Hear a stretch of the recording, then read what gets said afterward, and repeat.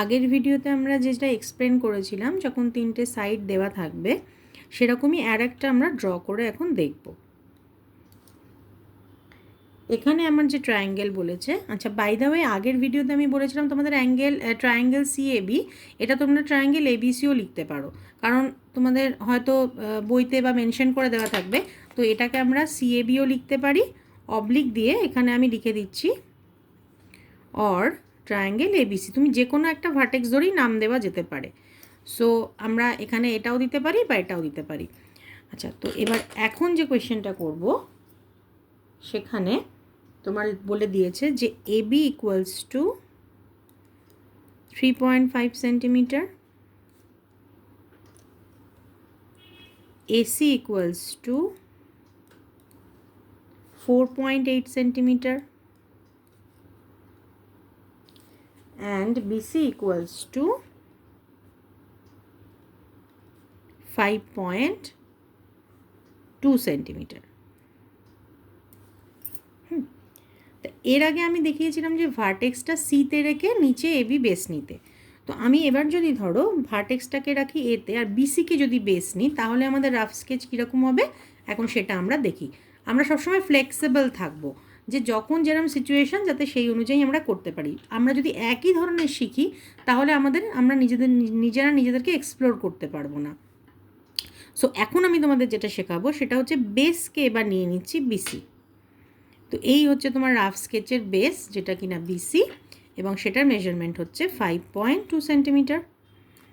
আচ্ছা, তার মানে ভার্টেক্স যেটা পড়ে থাকলো এ, সেটা ধরো এসির ডিস্টেন্স তোমাকে বলে দিয়েছে 4.8।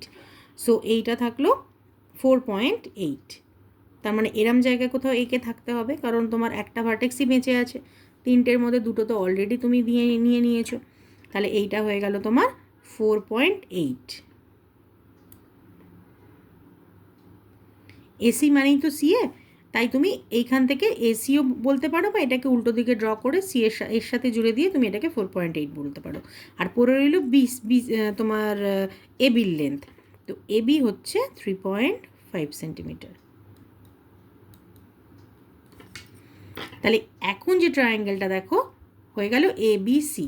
আগেরটা কি ছিল, ভার্টেক্সটা ওপরে ছিল, তাই আমি প্রথমে তোমাদের বলেছিলাম সিএবি। সো এখন যে ট্রায়াঙ্গেলটা আমি ড্র করলাম, একই ট্রায়াঙ্গেল, তুমি এটা অন্যভাবেও ড্র করতে পারো, যে কোনো একটাকে তোমরা বেস রাখতে পারো। তো আমি এখানে ভার্টেক্স একে ওপরে রাখার জন্য বেস নিলাম বিসি। তো প্রসেস সিমিলার প্রসেস। তো প্রথম যেটা আমাদের বেস, সেটাকে আমরা আর আলাদা করে ড্র করছি না, ওটা আমরা একবারেই ড্র করব। তাহলে বাকি যে দুটো মেজারমেন্ট, অর্থাৎ এবিকে আর এসিকে আমরা আলাদা করে সেপারেটলি ড্র করে নিচ্ছি। এবি মানে হচ্ছে আমার 3.5, এই হচ্ছে আমার এবি 3.5। আগের বারই আমি বলেছিলাম যে যখন আমরা ড্র করব সঙ্গে সঙ্গে আমরা তার নামগুলো নিয়ে দেবো, তার কারণ যাতে আমাদের গুলিয়ে না যায় পরে যে কোন লেন্থটা কোন দিকে বসবে। আর পরে রইল এসি, এসি হচ্ছে 4.8। সো 4.8, এখানে হচ্ছে 8, ঠিক আছে। তাহলে এটা হলো 4.8 সেন্টিমিটার, আর এটার নাম হচ্ছে এসি। তাহলে এবার আমাদের রাফ স্কেচ অনুযায়ী আমি বিসি যেটা 5.2, ওটাকে আমি ড্র করে নিই। তো এইখানে আমি ড্র করছি 5.2।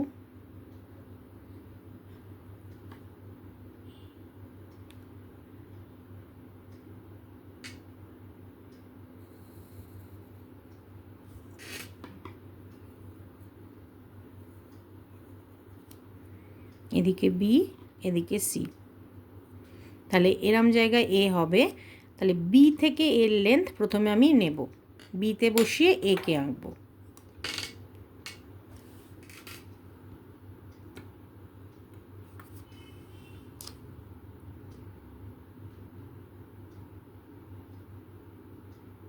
এই আর্ক লেন্থ নিলাম, বিতে বসিয়ে আমি এরম জায়গায় কোথাও একটা থাকবে, আমি জানি না কোথায় থাকবে, তাই আমি বড় নিচ্ছি, আগের বারই বলেছিলাম আমি এক্সট্রাটুকু মুছে দেবো।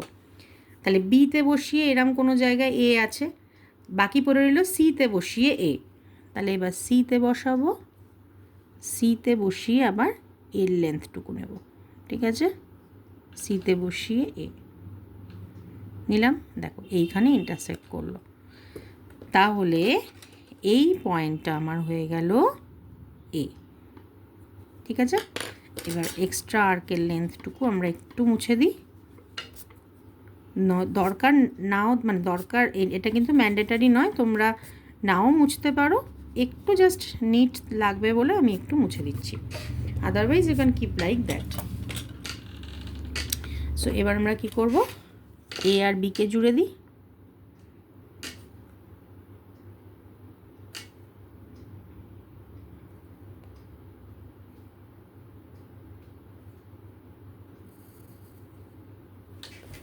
আর এটাকে জুড়ে দিই।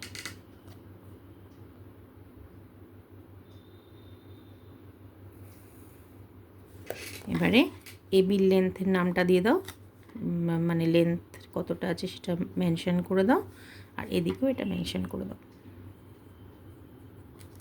আচ্ছা, আমরা একটু চেক করে নিই, দেখো 3.5 আর এদিকে হচ্ছে 4.8, ঠিক আছে?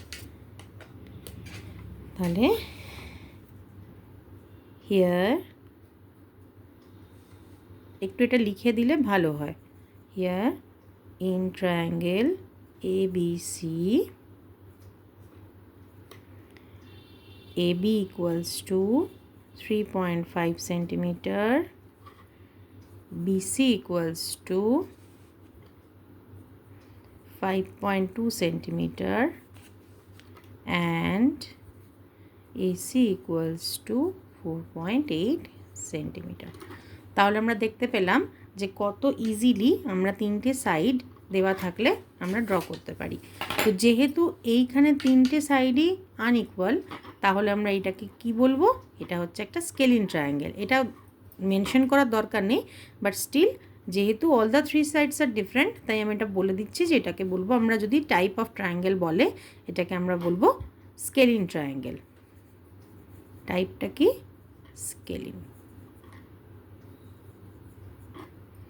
ঠিক আছে?